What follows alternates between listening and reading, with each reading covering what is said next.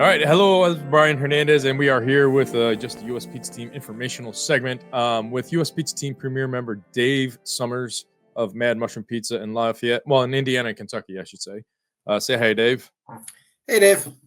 All right. So tell us a little bit, just a quick bit about Mad Mushroom and then the U.S. Pizza Team, and then we'll jump into the questions about competition judging and stuff like that. It's going to be exciting. Sure. So, I started in the pizza industry as my first job way back in the mid-'90s with one of the large organizations because they would hire me and I was a kid.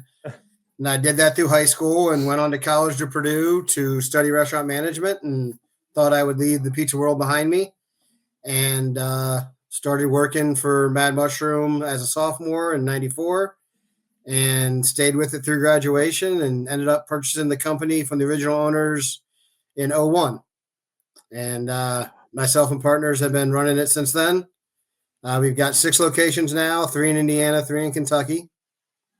And got into the competitive part of the pizza world in the early 2000s. I think it was 5 or 6 where I first started doing the fastest and largest. And have worked my way from that into culinary and now on to judging. So yeah, well, good for that. That's awesome. Well, that's very exciting, man. So I guess now we could kind of jump into the proper questions that I had. So how long have you been competing? We've kind of covered that, and that's since at least like 2005. Yeah, so in 2005 general was where I started in the competition realm. I'm, as I mentioned earlier, it's mostly on the athletic side, fastest, largest, a little bit of freestyle. And then having traveled over to Parma in 13, 14, I believe that was the first time I entered the culinary side, and then learned from traveling with those guys and all over and to all those places on how to do that better. So I've been culinary a little over 10 years now, but okay. Well, it always amazes me. Every time I interview you, I hear the same story twice, but it's so far in between. It's always like new. And I'm like, really? Just 2013 for culinary? Okay. I like it. And I love seeing what you do. And I like how you stick with the theme until you kind of figure it out. And then, or what is it like? You get, I know for a while it was a lot of steak. I liked that. And then there were some apples. No, I try to basically do one competition pie a year that, just work through each competition to perfect it. That's what it was. So by the time it got to Parma, it had been judged and got the comments from the judges and learned how to hopefully make it better each time. So that kind of speaks to the point of you used to do, now you judge. So, I mean, you still do actually, but now you can sit in judgment of others too, because you have kind of that gravitas or experience. We'll just put it that way. So I saw this, and I always see this post pop up, and our good friend Mike Arvblom, I'm not sure if he's the creator of this event or how it works, but he's always promoting it, and I like to help out if I can. The Pizza Championship Cup Norge. How do they say that over there? That's Norway, right? It's like the North. So yeah, when I did it last year, it was in Stockholm in Sweden, and he's moved it over to Norway this year. He runs a few others around Northern Europe. So this is the one that he does here that I'm involved in, as far as I understand, is primarily for Finland, Norway, and Sweden. Last year was in Sweden. This year it's in Norway. And, I'm guessing maybe it'll be in Finland next year. I don't know. Okay. Well, I love that because you're taking this into kind of your judging knowledge. I mean, when did you begin judging? When did you make that transition? The calzone contest. COVID throws such a loop and everything. I can't tell you the exact year. I believe it was the first one after COVID, but it could have been the last one before COVID. So that I still go back to that one because that was the least favorite moment in my judging career. Probably the 3rd or 4th calzone that I got was not finished baking, and it had shrimp in it. Oh, man. So it is the only time that I've had to actually spit the food out of my mouth.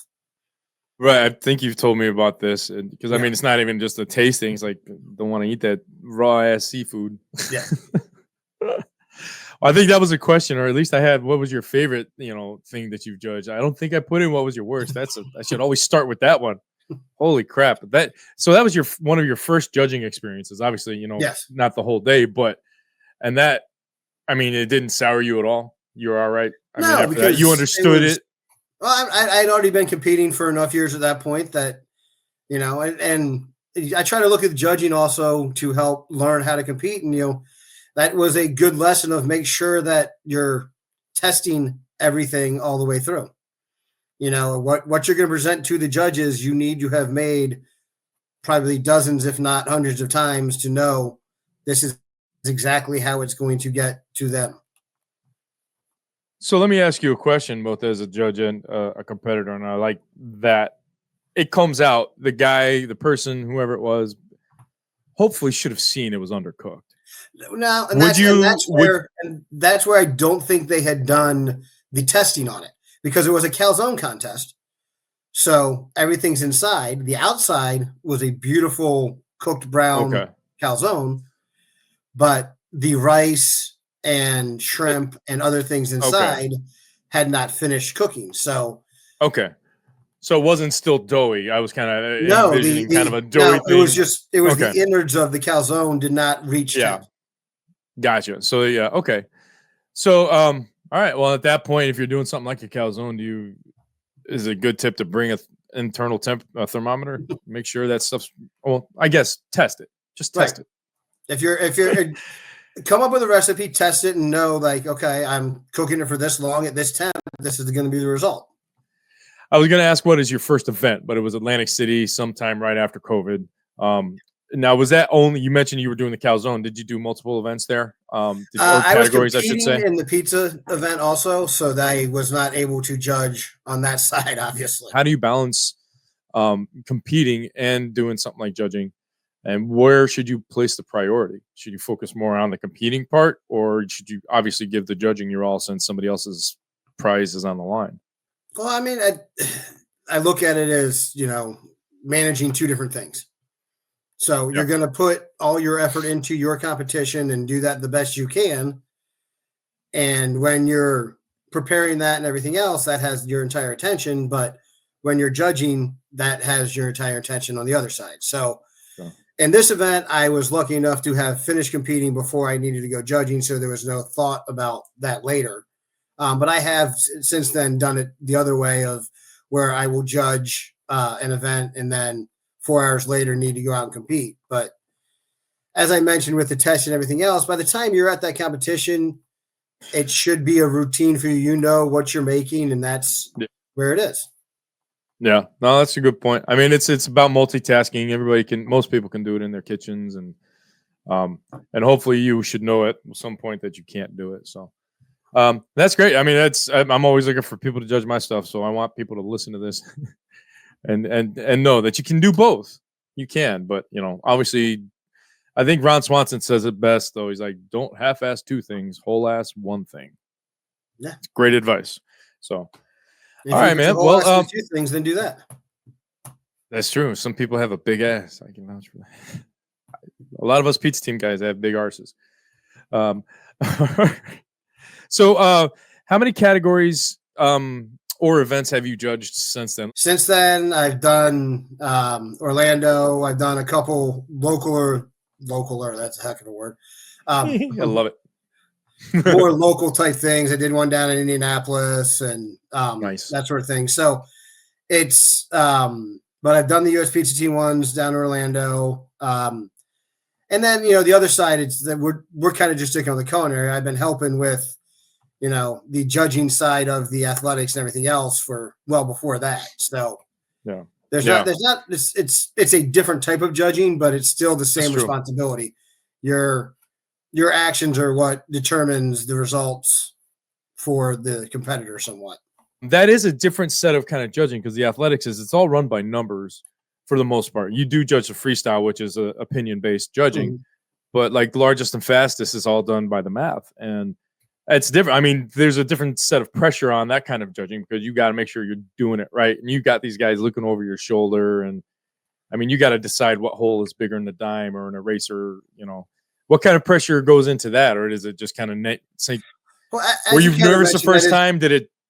it is a little easier because there is, I've got, the dime here. I've got the, the race or whatever it is. That's, you can disqualify that way. But the more of making sure that each competitor has the fair effort, that, everybody's got the screen completely covered in the fastest, or you're measuring the longest side and then the, perpendicular one in the largest. So there's, you have to, and just with culinary, you have to know what the rules are and what the competitors are going for to be able to judge them properly. What kind of added pressure do you go in with that? Is it more difficult to kind of manage that than it is yourself competing? I mean, just knowing the time, or is it again just knowing the procedure, just getting into that kitchen frame of mind? It is somewhat doing it that way, but if I mess up in my own competition, the only person I'm hurting is myself. If I don't do something well on the judging side, then I'm affecting somebody else's outcome. So personally, I put a little more pressure on making sure that it's right for the other person, so that Okay. if they don't do their best potential, I had no part of that. It goes on them. If I don't do my best potential when I'm competing, I want it to be because I messed up, not because of the oven didn't work or whatever it may be. I want it all on. I want the aspects of the judging all to be equal and fair. I like how you say that, because I dodge responsibility that way by making you guys make the dough. Because I've made it before, maybe once, and that's all it took for us to realize that shouldn't happen again. I need to get better at it, but I like how you said you put the pressure on the judging side, just because there's more depending on it past yourself. So, what are some of your favorite categories or events to judge, or what has been like one that stands out in your head that you had a really good time, be it just the environment or the show itself? So last year in Sweden, one of the categories was, and I can't read Swedish, so I can't tell you the exact translation, but as I understood it, it was localized pizza. So as I was judging it, everyone was explaining where all of their items came from and how far from their shop the things had to travel. So there was moose heart, there was reindeer, Oh, wow. there was like they'd forage blueberries in their backyard. So it was almost everybody's thing was within like 5 to 10 kilometers of their pizza shop to make their pizza.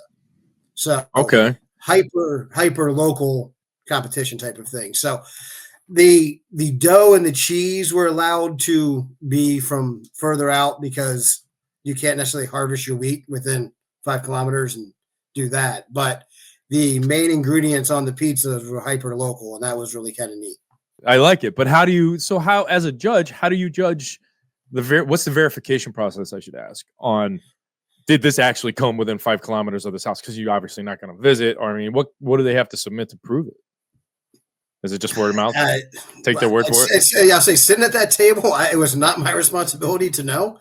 So when they handed the piece of paper and said that that's where it came from, you believe them and take them on their word that that's what it is. Now, obviously, if they would have, I was there in February, so if they'd been like, "Oh, I picked this morel mushroom, 2 weeks ago," I'd been like, "Well, no, those don't grow in the sun." So, liar. So what did the scorecard or what did the judging sheet look for that? What were you actually judging that pizza on? Was it just like a basic scorecard? This just had a story. It was, the scorecard itself wasn't really any different than other ones. It was still primarily a crust and bake process, and then the combination of flavors, and basically it was the same scorecard we used in the non-traditional there.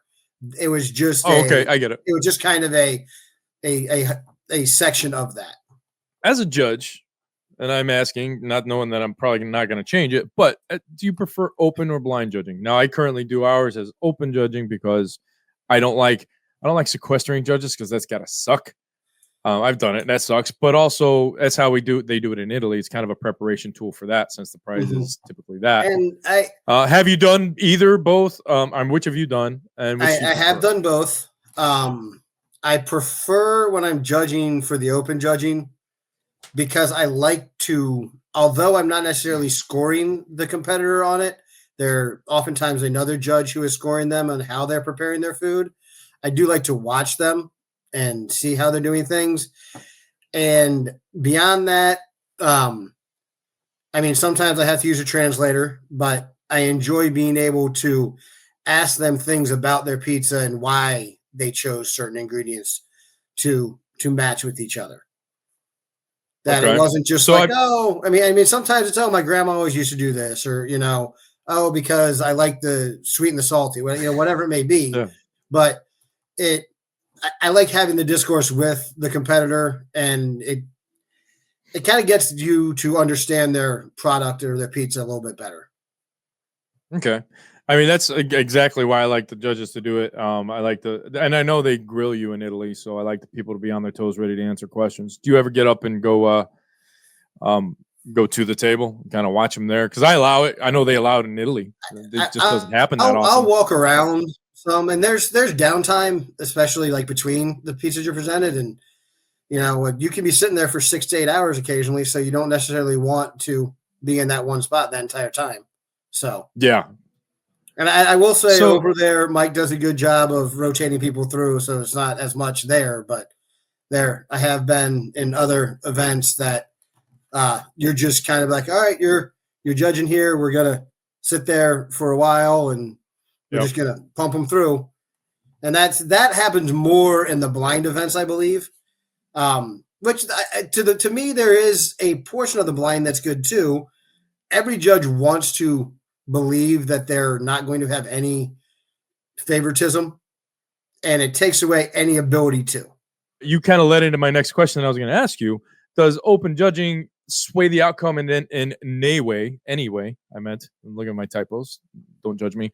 But is it? I mean, for good or bad? Because I mean, there's always that thing of, I don't want to say favoritism, but yeah, favoritism, or yeah, I know this guy, or not even that, but the appearance of it. I And mean, I believe anybody who's fortunate enough to be able to sit into the judging seat believes that there's not going to be anything there, that they're going to judge it completely on the merits of that. But I will admit that if I have any feelings towards or in favor or negative of the person, that I'm not perfect, then there's not going to come through in the judging. It's going to be subconsciously, I'm sure. Like I right? can't Yeah, guarantee that. Like I'm not going to be like, oh, pardon my language, yeah, yeah. like I really I- don't care for Brian. I'm only going to give him a 5, even though I think I would have given Sarah a 7. I'm not going right, to do right. that on purpose for sure. But I think that open judging, no matter how well the judges think they are doing it, it may still subconsciously come into them a little bit.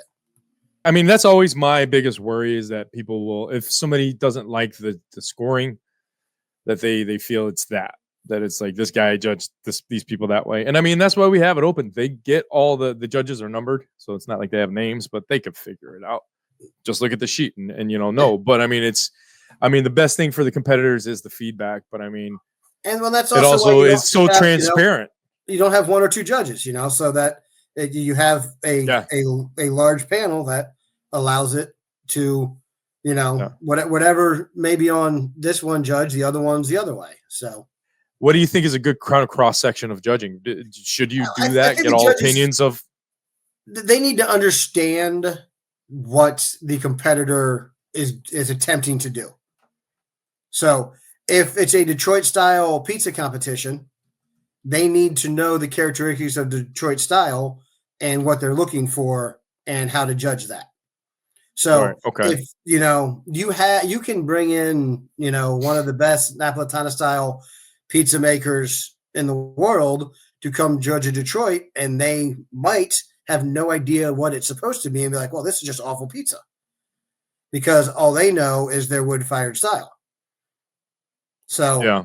yeah, to me, it's important that the judge understands number one, what the style is supposed to be that they're going for. And that's also kind of why I like the open style, because they can have the question with the competitor, be like, why did you, make this choice Yeah. on this style? If somebody comes in with a Detroit style and they use a different cheese than the Wisconsin brick, they might have a reason for it because it imparts a different flavor, but they need to make sure that they're explaining that to the judges. Even if that's blind judging, it should be on their card or whatever that they're handing over there. When I was in Sweden last year, there was one of the competitors who, actually, she might have been the winner of the Swedish event, handed out a piece of paper describing her pizza in Swedish, Italian, and English. So all the judges that are there were fluent, or that was like one of those three was their native language. Several of them were fluent in all three. And, I can dabble myself into a little bit of Italian. I can try to read it, but I can't speak it very well. So it was nice for them. And then if somebody had a question for her, they could kind of point to that, because she did not know Italian. She'd had it translated into Italian for her, but she was good enough in English, but she could also speak, like, Swedish was her first language. So they could point and like ask about an ingredient, and like you would know what they were talking about, because some of them were completely different, like word looking. That's awesome. I like that. So, I mean, yes, you wrote a thing for that. Multiple languages if needed. That's maybe so. Do you think, I'm not sure if they allow that in Italy. Are we allowed to give cards? And I guess we wouldn't know necessarily. I want to say, how important are score sheets for judges? Obviously, you need them to do the job. But I mean, have you had a bad score sheet where it's so vague? I mean, I try to make mine describe that, like you're saying on the Detroit. I'll break it down and I'll put 3 bullet points in there. Does it do this, this, or this? And to give as best a picture I can to the judges. Is it important for these to be clear and full of information, or short and sweet? I think that depends on the process that you, number one, select your judges from, and number two, what sort of conversations you have with your judges ahead of the event. So at the Swedish event last year, we were all sequestered in this back room, and Mike talked to us for about 20 to 30 minutes about everything that he wanted to see in each different category and all of that. And then when we got out there, the score sheets didn't have all that on there, but it had already been explained. Okay, so this is what's going to be like. Number 3 is, let's say it was bake, and then give it a score from 1 to 10. But he already told you what he wanted, like as running it, what he wanted to see in bake. So it wasn't necessarily written on the score sheet, but he had explained everything through that. Personally, I think score sheets, the more detail you can put on there, better. And I think they should be sent out to the competitors at least a week ahead of the time. I think the competitors should see the score sheets as well in advance as they can, so that they know the criteria they're being judged on. That's been one of the things I've been trying to push at Expo, and even like Italy has this hidden sheet. Here's your score. And I'm like, well, great, but what part of it did I, not do well on? Was my bake bad, or was my flavor bad? Yeah. And I want to say that I actually wanted to do that for this last Orlando one. That's my plan as well. I just didn't have them written at that point. But now I've got some solid ones where I don't have to keep writing them, 2 days before. I mean, I don't know. Some people might think it's cheating to know the score ahead of time. Obviously, you don't. I mean, what would you say to those guys? Well, I mean, when you enter a race, you know how long it is. If you're good at a 400-meter race, you pick the 400-meter race. You don't run the sprints, and you don't run the 1,600-meter. So, enter. So you know what you're supposed to do in the beginning. Then you train for the event. So I don't think it's cheating. I think it's training for the event. Yeah, guys, shut up. Man, you nailed it with that, man. I was you know how long the race is. That's all you needed to say. You had me, man. Good argument. On a professional level, why is competing good for any kind of pizza maker out there, be it European, American, whatever? If you've never entered a competition and you're thinking about it, I highly recommend that you at least go and attend the event and meet people who are competing and discuss it with them. The first part of a competition for me is the learning aspect while you're there. You get camaraderie from all the guys and gals that are in there doing it. You get to bounce ideas. You can talk to people who are competing and learn, why they're doing different things or how they're using their ingredients differently. And to me, that's the biggest thing at any event you're going to, be it Expo or any of the other shows, that meet as many people as you can and have good discussions and have, ask them why they do things and know why you do things as well. That's another part. And, when you explain your thought process, you might be able to help somebody else and, keep the ear open to learn. Once you are ready to go in and compete, if you're good enough and I don't care who you are, it's going to take a little bit of luck. The guys that are winning these year after year, yes, they're very, very skilled pizziolos, but it still takes a little bit of luck to win the competition that you win. So, with that, you then get to go back to your community and share your dish, and that should increase your business. But it also allows you to tell the story, and it allows you to me, it allows your community to know the passion you have in your industry and why you're there. And so by telling your story of why you enjoy making pizza and why you enjoy doing that is beneficial the most to me. You think a competition and things like that allows you to engage the community on a personal level, some sort of ownership? They're like, that's my pizzeria from my town doing that. Do you think that helps at all with competition? Everybody gets behind their high school sports team when they make the state final. That's true. Even if they don't necessarily win, they're gonna, most likely get a parade with the fire truck and everything else for, being the runner up in their state final. You're going out to these competitions and you're most likely already the best in your state that's there. Yeah. And if you're not, you're going to be a top 2 or 3, and then you can take it to I'm best in the Southeast. It's so and then you might have a competitor in your area that's like, oh, whatever, they're just my pizza's better than theirs. Well, come and put it up. Let's see. And then you can have that. It's because yes, as I love all the Reader's Choice Awards and everything else about who's got the best pizza in town, that's great. But there's other ways to check that out also. Is that a Purdue jersey behind you? Mad Mushroom? No, that's wrong way. That's a Mad Mushroom jersey. That was our very first NIL deal with a Purdue player. That was his signed jersey there. Sasha that's what I meant. She is now a assistant coach on the Purdue men's basketball team. I did have to ask you, and just a little off topic. I'm horrible at social media. Did Osborne's helped you make a pizza? Yes. In July. So, I was just reading a little. Yeah. So Mad Mushroom does a pizza of the month, which, as the title says, we come up with a new pizza every month.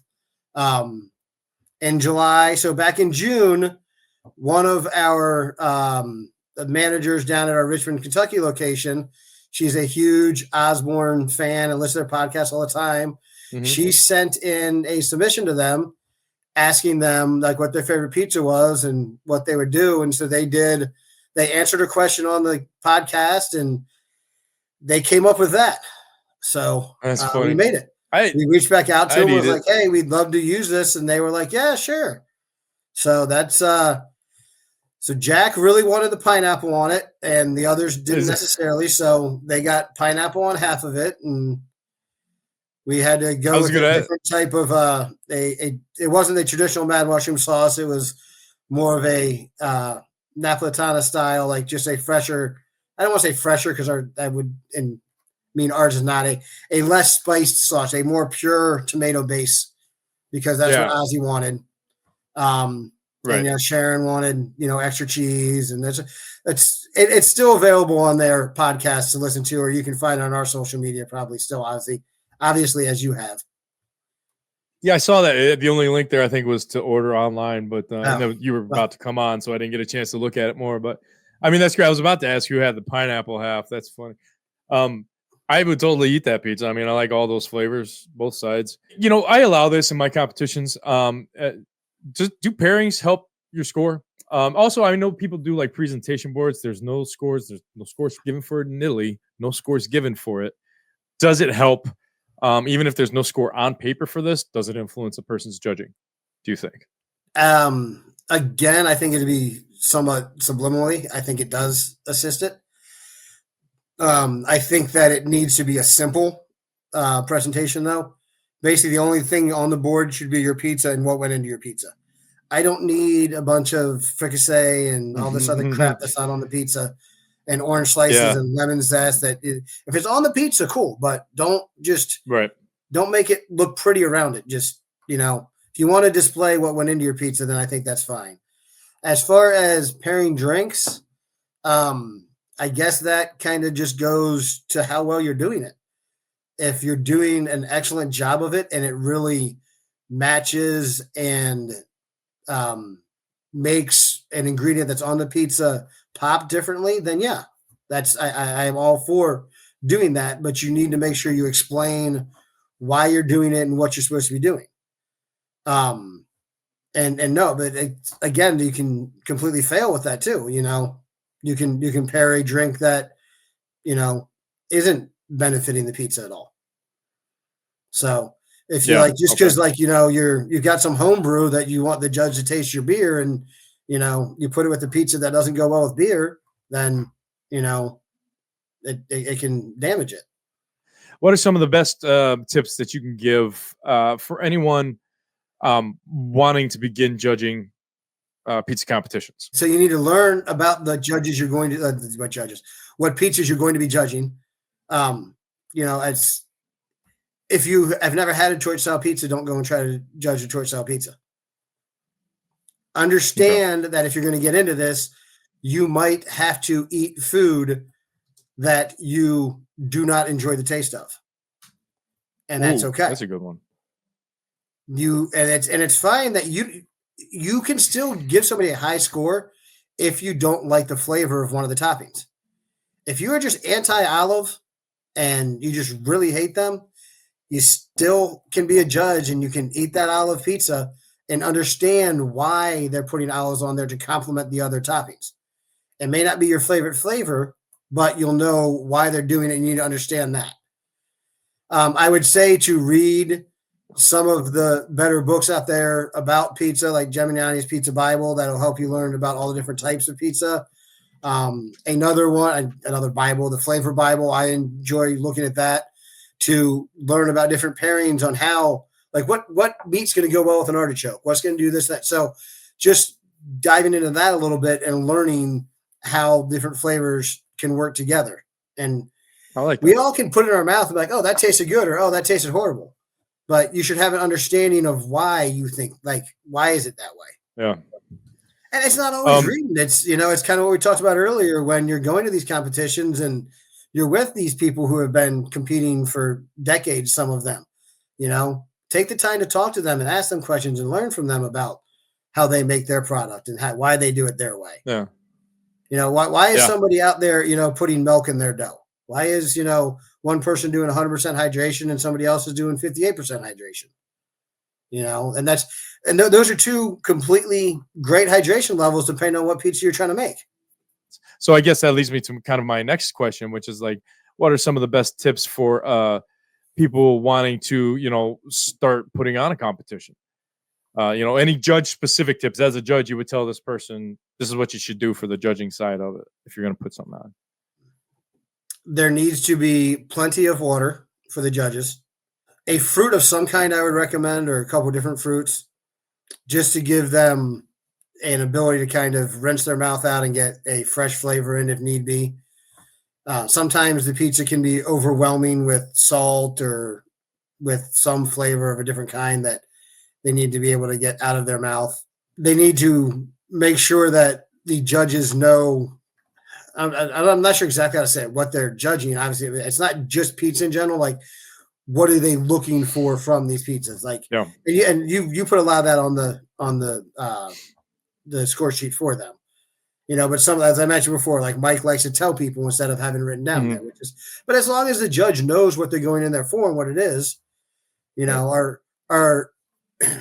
we're going to judge pan pizza, are we looking for a crispy crust? Are we looking for, a frico on? Are we looking for whatever different parts of it? Do we want to have, you know, do they, is there a certain ingredient that is supposed to be incorporated? I guess it all really comes down to is a clear communication of expectations.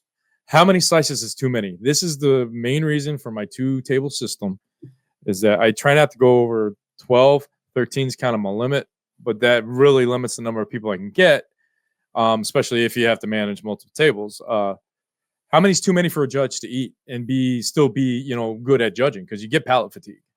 I think that comes down to more breaks than anything. So if you're going to do all the judges sit there for the entire thing, I think you are there in that 10 to 15 range, depending on the judge, of how many they can really do. But I think if you can, if you're going to go on a much longer scale, and you're going to be like, okay, we're going to be rotating judges through, and everybody has the same expectations, and there's clear, you can kind of be like, all right, you're going to be at this table for an hour, and then you're going to have a half-hour break, and you kind of just like rotate judges through that way. Then I think you can go a lot longer and have more slices throughout the day.